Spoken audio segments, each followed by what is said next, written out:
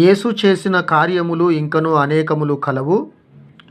వాటిలో ప్రతి దానిని వివరించి వ్రాసిన ఎడల అట్లు వ్రాయబడిన గ్రంథములకు భూలోకమైనను చాలదని నాకు తోచుచున్నది. యోహాను సువార్త 21వ అధ్యాయము చివరి వచనాన్ని మనం గనక జాగ్రత్తగా పరిశీలిస్తే, యేసు చేసిన కార్యములు ఇంకా అనేకములు కలవు. బైబిల్ గ్రంథంలో రాసినటువంటి సూచక్రియలు, అద్భుతాలు ఇంకా ఇవి కాక యేసు చేసినటువంటి కార్యములు ఇంకా అనేకములు ఉన్నవి. అవి రాయాలంటే భూలోకములోని ఉన్న పుస్తకాలు ఏవి కూడా సరిపోవు అని దేవుని గ్రంథమైనటువంటి బైబిల్ తెలియజేస్తూ ఉంది.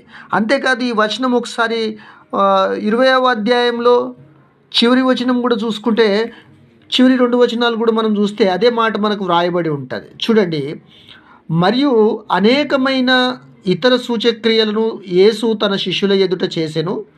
అవి ఈ గ్రంథమందు వ్రాయబడి ఉండలేదు కానీ యేసు దేవుని కుమారుడైన క్రీస్తు అని మీరు నమ్మునట్లును, నమ్మి ఆయన నామమందు జీవము పొందునట్లు ఇవి వ్రాయబడెను. దేవునికి మహిమ కలుగును గాక. చూసారా, అనేకమైన ఇతర సూచక్రియలు తన శిష్యుల ఎదుట ప్రభు చేశాడు.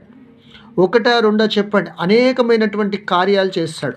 మీకు తెలుసు, 5 రొట్టెలు 2 చేపలు 5,000 మందికి ఆహారంగా పంచి ఇచ్చాడు కదా. కుష్ఠరోగులను బాగు చేశాడు, గ్రుడ్డివారి కనులు తెరిచాడు, మూగవారికి మాటలు ఇచ్చాడు, చచ్చిన లాజరును మృతులలో నుండి తిరిగి లేపినటువంటి దేవుడు. మన సూచక్రియలు, అద్భుతాలు ఎన్నో బైబిల్ గ్రంథమందు వ్రాయబడి ఉన్నాయి. ప్రియమైన సహోదరి, ఈ యొక్క వాక్యాన్ని మీకు నేను ఎందుకు వినిపిస్తున్నాను అని అంటే, దేవుడు చేసినటువంటి కార్యాలు ఇంకా ఎన్నో ఉన్నవి.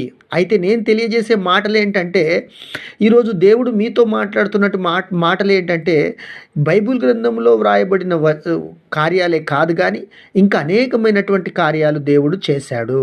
అయితే ఈరోజు నీ జీవితంలో దేవుడు గతంలో ఎన్నో కార్యాలు చేసి ఉండవచ్చు, ఎన్నో సూచక్రియలు చేసి ఉండవచ్చు, ఎన్నో అద్భుతాలు చేసి ఉండవచ్చు. అయితే ఇంకా నీలో దేవుడు చేయాలని ఇష్టపడుచున్నాడు. ఇంకనూ అనేకమైన కార్యాలు చేయాలని ఇష్టపడుచున్నాడు. అయితే నీవు ఆయన ఎదుట నీ స్థితి, నీ గతి, నీ పరిస్థితి అన్నిటినీ కూడా నువ్వు దేవుని దగ్గర మనవి చేయాలి. నువ్వు అడగాలి. ఏమండి, నువ్వు అడగందే ఏది కూడా పొందుకోలేమండి. ప్రభు అంటాడు, నీతిమంతుల ప్రార్థన ఆయన ఆలకించును అని లేఖనం తెలియజేస్తూ ఉంది. కాబట్టి నువ్వు నీతిగా నడుస్తున్నట్లయితే, నీతిగా ఆయన నామందు విశ్వాసం ఉంచి, నీతిగా ఆయన యందు భయభక్తులు కలిగి జీవిస్తున్నట్లయితే నువ్వు అడిగిన దానిని పొందుకుంటావు. మీరు అడిగిన వాటినెల్లా పొందినమని నమ్ముడి అని లేఖనం తెలియజేస్తూ ఉంది. కాబట్టి నువ్వు ప్రార్థించు.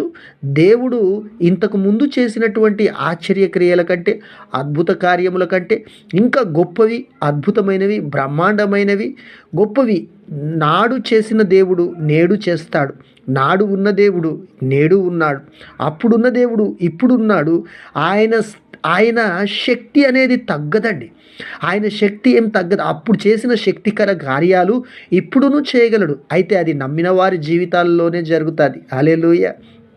మీరు నమ్మండి, ఈ అద్భుతాన్ని మీరు పొందుకుంటారు. నా జీవితంలో ఎన్నో సూచక్రియలు, ఎన్నో అద్భుతాలు, ఎన్నో ఘనమైన కార్యాలు జరిగాయి. అయితే అవన్నీ చెప్పడానికి వీలు పడదు. హల్లెలూయా. కాబట్టి ఎన్నో దేవుడు అద్భుతాలు చేశాడు, ఎంతో కార్యం చేశాడు. పాప శాపాల నుండి విడిపించాడు, ఎన్నో వికారమైన చేష్టల నుండి దేవుడు విడిపించాడు. 1, 2 ఎన్నో వ్యసనాల నుండి దేవుడు విడిపించాడు. దేవునికి అసాధ్యమైనది ఏమీ లేదు. నాడు ఎలాంటి శక్తి కలిగి ఉన్నాడో, ఎర్ర సముద్రమును పాయలుగా చేసిన దేవుడే ఇప్పుడు మనకు ఉన్నటువంటి దేవుడు. బండ నుండి మధుర జలములు ఇచ్చినటువంటి దేవుడే ఇప్పుడు మనకు ఉన్నటువంటి దేవుడు. అప్పుడున్న దేవుడు ఇప్పుడున్న దేవుడు ఆయనే. అప్పుడు శక్తిగల కార్యాలు చేశాడు, ఇప్పుడును నీ శక్తిగల కార్యాలు చేస్తాడు. శిష్యుల జీవితాల్లో గొప్ప కార్యాలు చేసిన దేవుడు నీ జీవితంలోనూ గొప్ప కార్యాలు చేస్తాడు. నాతో కలిసి చిన్న ప్రార్థన చేస్తావా? మహోన్నతుడా, స్తోత్రములు చెల్లిస్తున్నాం. నిన్న నేడు నిరంతరం ఏకరీతిగా ఉన్నవాడవు, మార్పు లేనివాడవు నాయన. నాయనా స్తోత్రాలు. యుగ యుగములకు రాజువు, శక్తి కలిగిన దేవుడు మా జీవితాల్లో ఎన్నో అద్భుతాలు చేశారు. ఇక ముందుకు నాయన మా జీవితాల్లో ఎన్నో అద్భుతాలు మీరు జరిగిస్తారని మేము నమ్ముచున్నాం. మా బలహీనతలు, పొరపాట్లు, మాలో ఏవైనా నీకు అవిధేయమైనవి, నీకు అయిష్టమైనవి మాలో ఏవైనా ఉంటే తొలగించండి. నీ బిడ్డల హృదయాలను శుద్ధీకరించండి. యేసు రక్తాన్ని ప్రోక్షించండి, పరిశుద్ధపరచండి. నీ సమాధానము, దీవెన, ఆశీర్వాదం దయచేసి మీరే మీ నామానికి మహిమ, ఘనత, ప్రభావాలు పొందుకొనమని యేసుక్రీస్తు పరిశుద్ధ నామములోనే ప్రార్థించి స్తుతించి అడిగి వేడుకుంటున్నాను తండ్రి. ఆమెన్. God bless you.